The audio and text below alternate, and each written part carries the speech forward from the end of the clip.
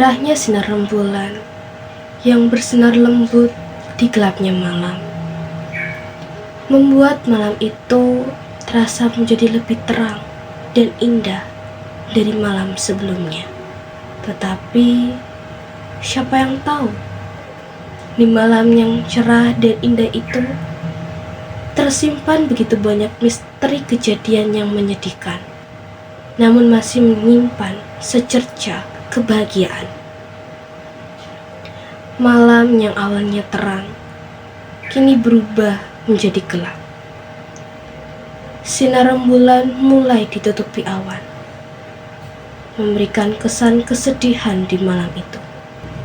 Tiba-tiba terdengar suara jam dinding yang berdetak, seolah-olah memberikan isyarat bahwa jam telah menunjukkan pukul 23.59, membuat suasana yang awalnya sunyi kini berubah menjadi ramai.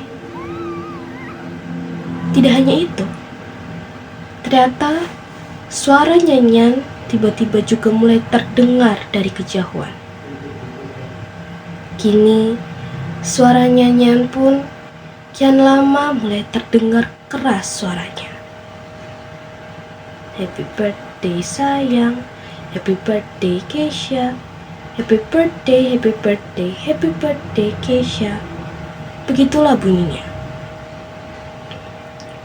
Ternyata malam itu usiaku bertambah, yang awalnya 14 menjadi 15 tahun.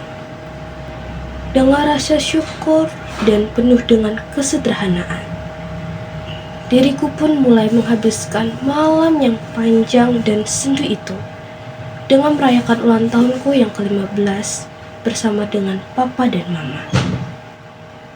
Waktu pun terus berlalu, dan kini hari pun telah berubah menjadi 30 September. Tepat sekali di hari kelahiranku. Bagi diriku, terutama kedua orang tuaku, 30 September adalah hari kebahagiaan dan hari penuh dengan ungkapan syukur. Karena di hari itulah anak perempuan semata wayang mereka lahir di dunia ini. Tepat di hari itu juga, mereka dapat melihat pertama kali wajah dan mendengar suara tangisan kecil dari sang buah hati. Sedangkan bagi diriku sendiri, tanggal 30 September adalah hari yang sangat mengesankan. Karena di hari itulah kehadiranku dapat membawa kebahagiaan untuk kedua orang tuaku, sekaligus keluarga besar, baik dari pihak papa ataupun mama. Aku hadir di dunia ini.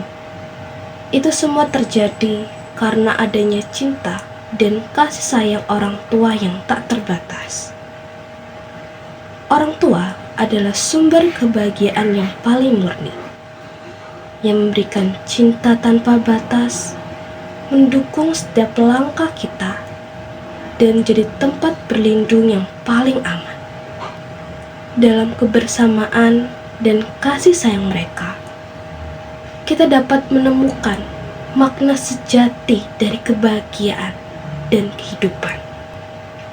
Dengan cinta dan pengorbanan mereka, membuktikan aku dapat bertumbuh dan berkembang menjadi pribadi yang lebih baik. Keesokan paginya, aku pun melangkahkan kakiku menuju ke sekolah, sambil membawa kantong plastik besar berisi keripik jagung. Aku pun membawa kantong itu dengan kedua tanganku. Sementara itu, aku juga membawa tas kecil yang berisi penuh dengan buku-buku paket yang membebani pundakku. Hari itu pun kulalui dengan semangat, meskipun berat sekali beban yang harus kutanggung. Kebetulan, pelajaran pertama kami adalah IPA, dan secara tidak langsung membuat kami harus berjalan melewati lapangan yang luas dan indah, serta melewati juga ruang-ruang kelas yang berderet dengan rapi, supaya dapat mencapai ruangan lab IPA yang posisinya sendiri berada di belakang ruangan PJOK.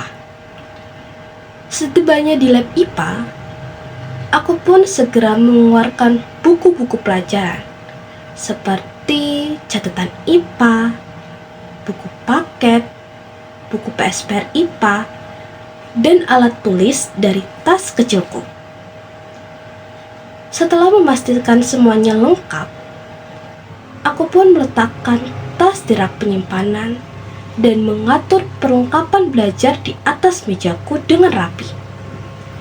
Kemudian, aku pun memutuskan untuk membagikan keripik jagung yang sudah kubawa tadi kepada teman-teman sekelasku. Ini sudah menjadi tradisi bagiku, yang dimana selalu aku lakukan di setiap ulang tahunku. Di setiap ulang tahunku, aku pasti akan selalu berbagi kebahagiaan dan sedikit rezeki dengan orang-orang terdekatku, baik keluarga, sanak saudara, ataupun teman-teman. Sepanjang perjalanan dan waktu yang telah kuhabiskan di sekolah, semuanya berjalan dengan lancar, aman, dan juga terkendali. Tetapi, tiba-tiba, sebelum pulang sekolah, Bu Ana selaku wali kelas kami muncul dengan membawa 2 kantong besar berisi minuman dan kue. Jujur saja, di saat itu aku merasa sangat kaget dan sedikit kebingungan karena aku tidak tahu apa-apa mengenai hal ini. Aku pun langsung segera berpikir sejenak dan mulai bertanya-tanya dalam hati. Apa ini? Apakah aku lupa tentang kesepakatan yang sudah kubuat dengan Mama Papa? Tetapi aku mencoba untuk berpikir positif. Mungkin saja ini adalah salah satu kejutan dari kedua orang tuaku untuk diriku dan juga teman-teman. Tanpa membuang-buang waktu, dengan segera Bu Ana langsung membagi-bagikan minuman dan kue tersebut satu persatu kepada teman-teman tanpa ada yang terlewat satupun.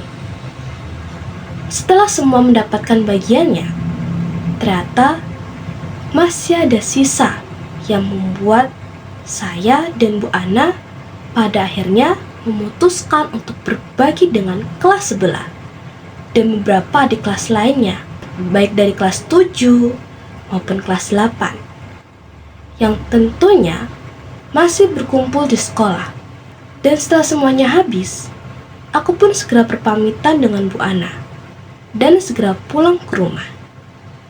Setibanya di rumah, aku pun segera meminta penjelasan dan klarifikasi dari kedua orang tuaku mengenai pembagian kue dan minuman di sekolah yang seingatku tidak ada di dalam perjanjian atau kesepakatan kami.